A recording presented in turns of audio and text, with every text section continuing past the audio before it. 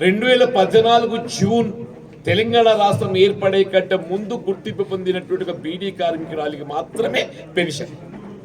తెలంగాణ రాష్ట్రం ఏర్పడ్డ తర్వాత బీడీ కార్మికురాలిగా ఎవరైతే గుర్తింపు పొందిన ఆడబిడ్డ ఉంటుందో నో పెన్షన్. అదేందో ఎవరికి అర్థం కాదే. తెలంగాణ రాష్ట్రం ఏర్పడ్డ తర్వాత గుర్తింపు పొందిన ప్రాధాన్యత ఇవ్వాలి. అది పోయి ఇక్కడ రివర్స్గా నడుస్తుంది.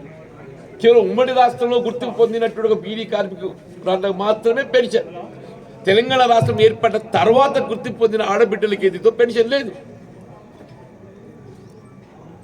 నూతనంగా ఏర్పడ్డ కాంగ్రెస్ ప్రభుత్వం ఏదైతుందో నువ్వు ఎప్పుడు గుర్తింపు పొందినవు అనేది ఇక్కడ మనకు ప్రధానం కాదు.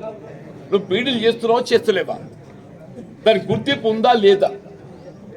ప్రావిడెంట్ ఫండ్ గుర్తింపు కలిగి ఉన్నటువంటి బీడీ కార్మికుల ఆడబిడ్డలకు అందరికీ కూడా మీకు 4000 పెన్షన్ అమలు చేయబడే విధంగా ఇలా ప్రజాపాలనలో ప్రధానంగా ఏది ఇస్తుందో వివరాలు సేకరించబడ్డాయని చెప్పండి.